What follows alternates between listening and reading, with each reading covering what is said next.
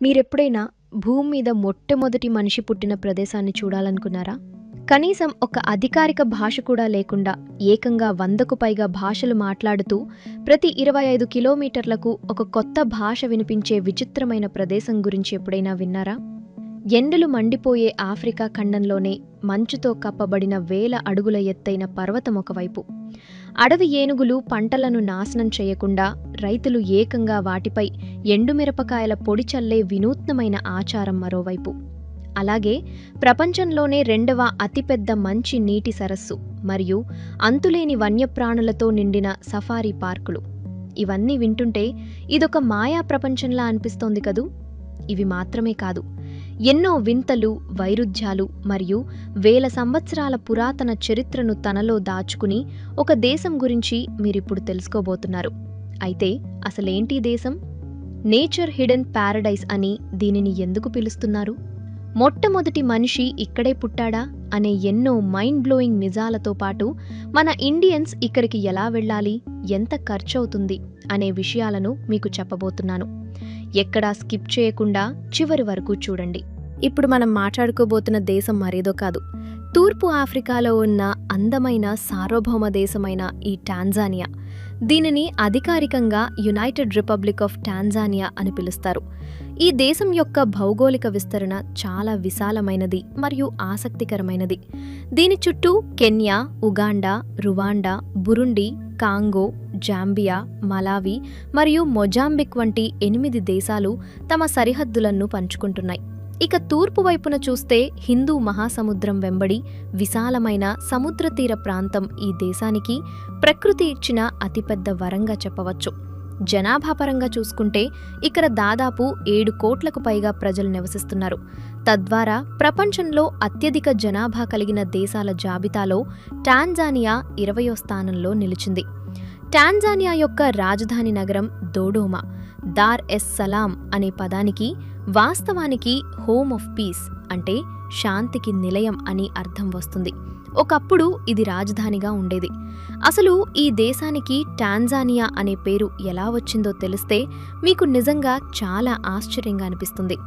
ప్రపంచంలో బహుశా 2 వేర్వేరు రాష్ట్రాల సమ్మేళనంతో పేరు ఏర్పడిన ఏకైక దేశం ఇదే కావచ్చు. టాంజానికా అనే ప్రాంతం నుండి టాన్ అనే పదాన్ని మరియు జాంజిబార్ అనే ప్రాంతం నుండి జాన్ అనే పదాన్ని కలిపి చివరకు టాంజానియాగా ఈ దేశానికి నామకరణం చేశారు.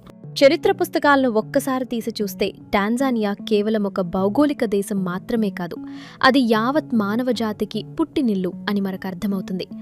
ఆఫ్రికా ఖండం ఇక్కడ్నుంచే మొదలవుతుందని చాలామంది నమ్ముతారు. అందుకే దీనిని ఆఫ్రికా కాంటినెంట్ యొక్క గేట్వే అని కూడా ఎంతో గర్వంగా పిలుస్తుంటారు. టాంజానియాలో ఓల్డ్ వైట్ జార్జ్ అనే ఒక ప్రత్యేకమైన చారిత్రక ప్రదేశం ఉంది. ఇక్కడ పాలియో ఆంథ్రోపాలజిస్టులు మిలియన్ల సంవత్సరాల క్రితం నాటి వందలాది శిలాజ ఎముకలను మరియు నాటి మానవులు ఉపయోగించిన రాతి పనిముట్లను కనుగొన్నారు. ఈ ఆధారాలు మన మానవ పూర్వీకులు ఎక్కడ జన్మించారు మరియు అసలు ఆఫ్రికాలో మానవులు ఎలా ఉద్భవించారు అని నిర్ధారించడానికి అత్యంత బలమైన సాక్ష్యాలుగా నేటికీ నిలుస్తున్నాయి. ఒకే దేశమైనా ఇక్కడి ప్రజల మధ్య ఉన్న వైవిధ్యం చాలా విచిత్రంగా ఉంటుంది. సాధారణంగా మీరు ఏ దేశానికి వెళ్ళినా అక్కడ ఒక అధికారిక భాష ఉంటుంది. కానీ టాంజానియాలో అధికారిక భాష అంటూ ఏదీ లేదు. ఇక్కడ ఏకంగా 100 కన్నా ఎక్కువ భాషలు వాడుకలో ఉన్నాయి. ఎక్కువగా ప్రజలు స్వాహిలీ భాష మాట్లాడతారు. కానీ ఇక్కడ అసలు సమస్య ఏంటంటే మీరు ప్రతి 25 కిలోమీటర్లు ప్రయాణించగానే ఇక్కడ వాడుకలో ఉండే స్థానిక భాష పూర్తిగా మారిపోతూ ఉంటుంది. స్థానిక భాషలు ఎక్కువ అవ్వడం వల్ల ఈ దేశంలో కమ్యూనికేషన్ లేదా భాషా సమస్య అనేది చాలా ఎక్కువగా కనిపిస్తుంది. ఇక మతం విషయానికి వస్తే 1967 తర్వాత ప్రభుత్వ జనాభా లెక్కల నుండి మతపరమైన సర్వేలను పూర్తిగా తొలగించారు. కాబట్టి ఖచ్చితమైన గణాంకాలు లేకపోయినా ఈ దేశంలో ముస్లింలు మరియు క్రైస్తవులు అత్యధిక సంఖ్యలో జీవిస్తున్నారని చెబుతారు. టాంజానియా భూభాగం అడుగడుగునా ఒక ప్రకృతి అద్భుతమే అని చెప్పాలి. ఈ దేశం యొక్క ఈశాన్య ప్రాంతం మొత్తం ఆకాశాన్ని తాకే భారీ పర్వతాలు, దట్టమైన పచ్చని అడవులు మరియు అద్భుతమైన వన్యప్రాణులతో నిండిపోయి ఉంటుంది. మీకు ఆఫ్రికాలోని ప్రసిద్ధ గ్రేట్ లాక్స్ గురించి తెలిసే ఉంటుంది. వాటిలో 3 అత్యంత ముఖ్యమైన సరస్సులు టాంజానియాలోనే కొలువై ఉన్నాయి. వాటిలో మొదటిది లాక్ విక్టోరియా. ఇది ఆఫ్రికాలోనే అతిపెద్ద సరస్సు. అంతేకాకుండా ప్రపంచంలోనే 2వ అతిపెద్ద ఫ్రెష్ వాటర్ లాక్గా కూడా ఇది ఎంతో గొప్ప గుర్తింపు పొందింది. రెండవది లాక్ టాంగ్యానికా. ఇది ప్రపంచంలోనే 2వ అత్యంత పురాతన మంచి నీటి సరస్సు మరియు ప్రపంచంలోనే 2వ అత్యంత లోతైన సరస్సుగా రికార్డులకు ఎక్కింది. ఇక మూడవది దేశ దక్షిణాన ఉన్న లాక్ మలావి. ఇది తన విశిష్టమైన బయోడైవర్సిటీకి లేదా జీవ వైవిధ్యానికి ఎంతో ప్రసిద్ధి చెందింది. ఈ దేశ తూర్పు తీరంలో వాతావరణం చూసుకుంటే అది ఎక్కువగా వేడి మరియు తేమతో కూడి ఉంటుంది. ఇక జలపాతాల విషయానికి వస్తే సుమారు 770 నుండి 772 అడుగుల ఎత్తు నుంచి ఎడతెగకుండా హోరెత్తుతూ జాలువారే కలంబో ఫాల్స్ పర్యాటకులను మంత్రముగ్ధులను చేస్తుంది. ఇది ఆఫ్రికా ఖండంలోనే ఎత్తైన నిరంతరం జారే జలపాతాలలో ఒకటిగా నిలిచింది. దీని అందానికి ముగ్ధులై సాక్షాత్తు యునెస్కో కూడా దీనిపై ప్రస్తుతం దృష్టి సారించింది. ఆశ్చర్యమేంటంటే ఇంత పైనుంచి పడే ఈ నీరు ఫ్రిడ్జ్లో పెట్టిన నీళ్లలాగా అత్యంత చల్లగా ఉంటుంది. అందుకే కాలానుగుణంగా వేసవిలో పర్యాటకులు ఇక్కడ సేద తీరడానికి వస్తుంటారు. అందుకే ప్రకృతి అందాలు ఇన్ని ఉన్న టాంజానియాను చాలామంది ముద్దుగా నేచర్ హిడెన్ ప్యారడైజ్ అని కూడా పిలుస్తుంటారు. టాంజానియా పేరు చెప్పగానే ప్రపంచవ్యాప్తంగా ఉన్న వైల్డ్ లైఫ్ ఫోటోగ్రాఫర్లకు మరియు నేచర్ లవర్స్కి వెంటనే గుర్తొచ్చేది అక్కడి అద్భుతమైన సఫారీ పార్కులే. ఆఫ్రికాలో అనేక అత్యుత్తమ మరియు అతిపెద్ద సఫారీ పార్కులకు ఈ దేశమే నిలయంగా ఉంది. మనం ఎన్నడూ చూడని విభిన్నమైన ప్రకృతి దృశ్యాలు, రాతి నిర్మాణాలు మరియు దట్టమైన అటవీ ప్రాంతాలను ఈ పార్కులలో మనం చూడవచ్చు. పెద్ద పెద్ద గేదెల మందలు, ఎత్తైన జిరాఫీలు, వేగంగా పరుగెత్తే చిరుతపులులు, ఏనుగులు మరియు అంతరించిపోతున్న అరుదైన తూర్పు నల్ల ఖడ్గమృగాలు ఇక్కడ స్వేచ్ఛగా ముఖ్యంగా విశాలమైన గడ్డి మైదానాలను దాటుకుంటూ వందలాది జీబ్రాలు ఒకేసారి పరుగెడుతుంటే ఆ దృశ్యం చూడటానికి 2 కళ్ళు చాలవు అన్నట్లుగా ఉంటుంది. ఈ అడవుల్లో ఏనుగుల సంఖ్య కూడా చాలా ఎక్కువే. అయితే ఇవి తరచుగా స్థానిక రైతుల పంట పొలాల్లోకి వచ్చి వాటిని పూర్తిగా నాశనం చేస్తుంటాయి.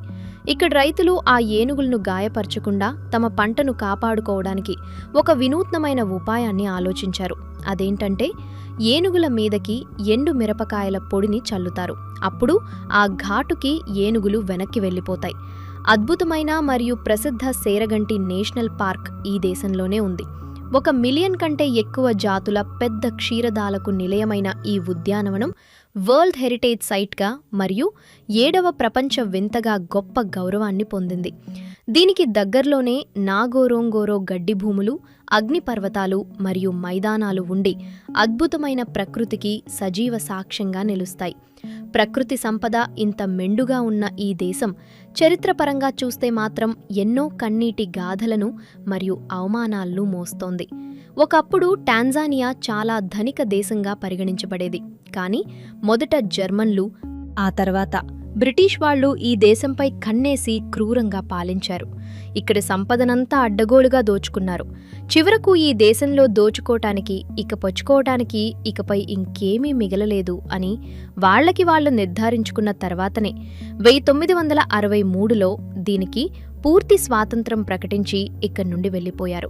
ఆ వలస పాలకులు మిగిల్చిన ఆ దారుణమైన పేదరికం నేటికి టాంజానియాను పట్టి పీడిస్తూనే ఉంది. ఈరోజు ఆఫ్రికాలోనే అత్యంత పేద దేశాల్లో ఇది కూడా ఒకటిగా మిగిలిపోయింది. దేశంలో దాదాపు 20% మంది ప్రజలు రోజుకు కేవలం $2 కంటే తక్కువ సంపాదనతో దారిద్ర్య రేఖకు దిగువన అత్యంత దుర్భరమైన జీవితాన్ని గడుపుతున్నారు. మౌలిక సదుపాయాల లేమి ఇక్కడ చాలా దారుణంగా ఉంటుంది. దేశంలో చాలా వరకు గ్రామీణ ప్రాంతాలు నేటికి చీకట్లోనే ఉన్నాయి. గ్రామీణ ప్రాంతాల్లో కేవలం 7% ప్రజలకు మాత్రమే విద్యుత్ అందుబాటులో ఉండగా, అభివృద్ధి చెందాయి అనుకునే పట్టణ కేంద్రాల్లో కూడా ఇది కేవలం 24% మాత్రమే ఉంది. ఈ కరెంటు కోతల సమస్యలతో పాటు ఇంటర్నెట్ సౌకర్యం కూడా ఇక్కడ చాలా పరిమితం. కొన్ని ముఖ్యమైన నగరాలు మినహాయిస్తే దేశమంతటా ఇంటర్నెట్ సరిగ్గా పనిచేయదు. ఆరోగ్య సమస్యలు కూడా ఇక్కడి ప్రజలను తీవ్రంగా బాధిస్తున్నాయి. వరల్డ్ హెల్త్ ఆర్గనైజేషన్ యొక్క అంచనాల ప్రకారం టాంజానియాలో ఎయిడ్స్ వ్యాప్తి ఏకంగా 15% పైగా. ఇన్ని భయంకరమైన సవాళ్లున్నప్పటికీ టాంజానియా తమ దేశంలో ఉన్న పర్యాటక రంగం మీద మరియు ఎగుమతుల మీద ఆధారపడి నెమ్మదిగా ముందుకు సాగుతోంది. ఆఫ్రికాలోని అత్యంత ప్రసిద్ధ పర్వతం మరియు ప్రపంచంలోని ప్రముఖ పర్వతాల్లో ఒకటైన మౌంట్ కిలిమాంజారో టాంజానియాలోనే ఉండి పర్యాటకులను కట్టిపడేస్తోంది. సముద్ర మట్టానికి సుమారు 19,341 అడుగుల ఎత్తులో ఉన్న ఈ భారీ పర్వతం ఆఫ్రికాలోనే అత్యున్నత మరియు ఎత్తైన ప్రదేశంగా రికార్డు సృష్టించింది. లక్షలాది మంది సాహసికులు ఈ పర్వతాన్ని చూడటానికి మరియు ఎక్కడానికి ప్రతి ఏటా ఇక్కడికి వస్తుంటారు. మొత్తం మీద చూసుకుంటే ప్రతి సంవత్సరం దాదాపు 20 లక్షల మంది టూరిస్టులు టాంజానియా ప్రకృతి అందాలను ఆస్వాదించడానికి విదేశాల నుండి వస్తుంటారు. సెరెంగెటి పరిసర ప్రాంతాల్లో ఉత్తర భాగంలో నివసించే అత్యంత ప్రసిద్ధ మానవ నివాసితులైన మసాయ్ అనే గిరిజన తెగ గురించి మీరు వినే ఉంటారు.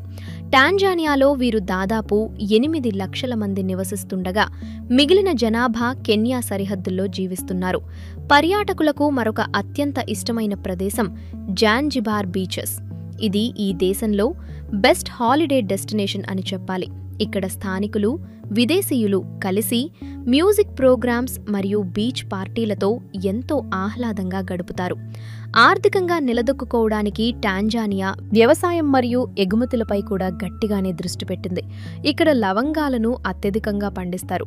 ఇక్కడ పండిన ఆ లవంగాలను, అలాగే ఇక్కడ ఉత్పత్తి అయ్యే సిగరెట్లను పెద్ద ఎత్తున ప్రపంచ దేశాలకు ఎగుమతి చేస్తారు. ఇక భారత్ నుంచి టాంజానియాకు వెళ్లడం చాలా సులభం. హైదరాబాద్ వంటి ప్రధాన నగరాల నుంచి దోహా, దుబాయ్ లేదా అడిస్ అబాబా మీదుగా కనెక్టింగ్ ఫ్లైట్స్లో 12 నుంచి 18 గంటల్లో టాంజానియాకు చేరుకోవచ్చు.